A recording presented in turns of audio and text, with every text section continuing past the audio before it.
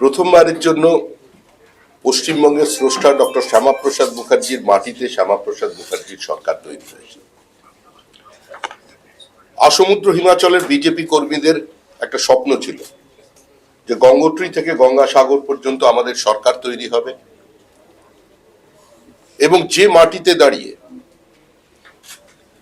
Doctor Shyamaprasad Mukherjee কাশ্মীরের ভারত ভুক্তি, ভারতীয় সংবিধানকে সর্বত্র প্রতিষ্ঠা করা, এক দেশে এক প্রধান এক বিধান এক নিশানের লক্ষ্যে যিনি শহীদ হয়েছিলেন, রহস্যজনকভাবে যাকে মৃত্যুবরণ করতে হয়েছিল কাশ্মীরে কারাগারের অন্ধকূপে, আজকে দীর্ঘ উপেক্ষা, বঞ্চনা, অবহেলা, সামগ্রিকভাবে অত্যাচারের পর পশ্চিমবঙ্গের মানুষের আশীর্বাদে আমরা 2/3 আসনে জয়লাভ করে এখানে নতুন সরকার তৈরি করেছি। গত 50 বছর ধরে পশ্চিমবঙ্গের মানুষ যে সরকার দেখেছে সেগুলো দলের সরকার। প্রথমে বামফ্রন্ট সরকার দেখেছে, তারপর তৃণমূলের সরকার দেখেছে, কিন্তু এখনো পর্যন্ত আমাদের আশা এবং আমাদের একটাই প্রচেষ্টা, আমরা পশ্চিমবঙ্গ রাজ্য সরকার তৈরি করব। পশ্চিমবঙ্গের সার্বিক উন্নয়ন চাই।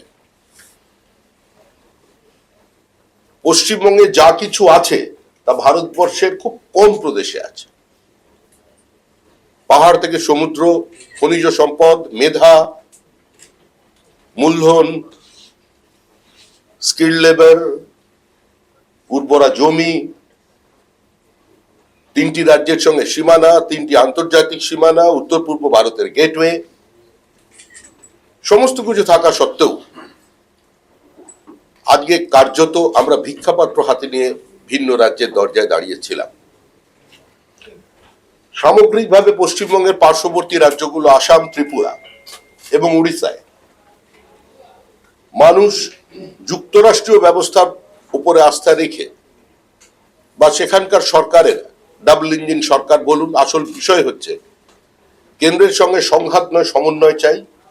2 সরকারের সমন্বয়ের মধ্যে দিয়েই আমাদের উন্নয়নকে ত্বরান্বিত করতে চাই।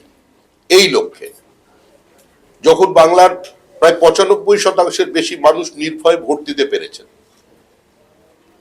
যখন ভাতৃহত্যার মধ্যে দিয়ে কেউ আরেকবারের জন্য নিজেকে ক্ষমতায় ধরে রাখতে পারেনি, যখন মানুষ ঔদ্ধত্যকে প্রত্যাখ্যান করেছে, একদলীয় একচেটিয়া একাধিপত্য কায়েম করার প্রচেষ্টাকে রুখে দিয়েছে, যখন মানুষ পশ্চিমবঙ্গের মাটিতে গণতান্ত্রিক মূল্যবোধ এবং প্রত্যেকটি স্বশাসিত সংস্থাকে গণতান্ত্রিক ব্যবস্থার মধ্যে রাখতে চাইছে, এই সার্বিকভাবে আমাদের এই পরিস্থিতি দেখে আমাদের ভারতের রাজ্যসভার 3 জন বিদগ্ধ সাংসদ, যাদের রাজ্যসভার পারফরমেন্স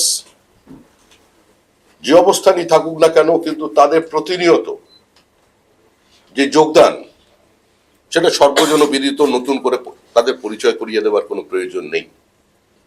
শ্রী সুখেন্দু শেখর রায়,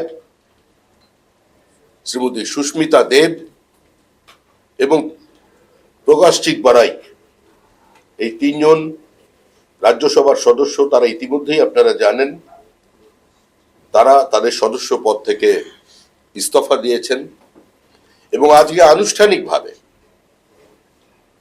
তারা আমাদের দলে যোগদান করছেন। দেশের প্রধানমন্ত্রী, পৃথিবীর জনপ্রিয়তম রাজনৈতিক ব্যক্তিত্ব নরেন্দ্র দামোদর দাস মোদী, তার নেতৃত্বে সম্পূর্ণ বিপরীত অর্থনৈতিক পরিস্থিতিতে কোভিড কালকে পেরিয়ে গিয়ে 120টা দেশকে সাহায্য করে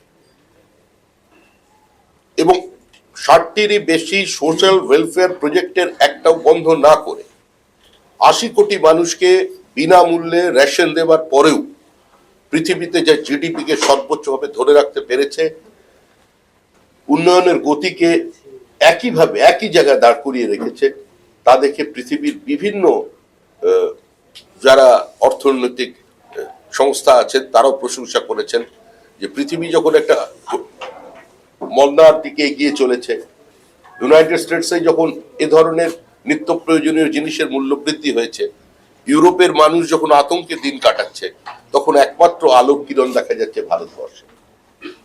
অন্তরিক্ষ থেকে সমুদ্র, সর্বত্র এই সরকার নিজের সাফল্যকে দেখিয়েছে। এবং আমাদের এ রাজ্যের যে নতুন সরকার তৈরি হয়েছে শুভেন্দু অধিকারীর নেতৃত্বে, তারা স্বল্প দিনের মধ্যেই আমরা যে সংকল্প পত্র মানুষের সামনে রেখে নির্বাচন করেছিলাম, আমাদের যে প্রতিশ্রুতি দিয়েছিলাম, তার অধিকাংশই সরকার অ্যাড্রেস করছে। আপনারা জানেন এখানের মোটামুটি অর্থনৈতিক চিত্রটা পশ্চিমবঙ্গের কি ছিল যখন এই সরকার এসেছিল 2011 সালে এবং কোথায় গেছে।